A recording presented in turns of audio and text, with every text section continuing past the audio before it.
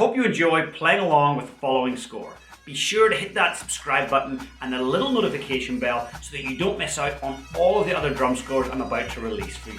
Welcome to the official Pipe Band Drumming YouTube channel. I'm James Laughlin, former 7-time world champion and founder of the Pipe Band Drumming Inner Circle. I've decided to make all of my drum scores available to you here on YouTube because I remember just how difficult it was when I started drumming. I wanted to get my hands on lots of drum scores and I just couldn't. So I want to get great drum scores in front of your eyes and your hands so that you can play along. Today's video is recorded by Sebastian in South Africa. He's one of my top Pipe Band Drumming Inner Circle students and an open drumming solo champion. If you'd like to get your hands on my entire drum score collection, I've made it available to you in PDF and audio format using the link in the description below for just $9.99. And if you want to slow down this video so you can play along, there's a little toggle where you can slow it down quite a bit. And it's the best way to master things is to slow things down. So feel free to slow the video down, and repetition is what builds experience. It's what builds confidence. It's what builds execution as a drummer. So feel free to come back to this video and repeat it over and over. Have fun.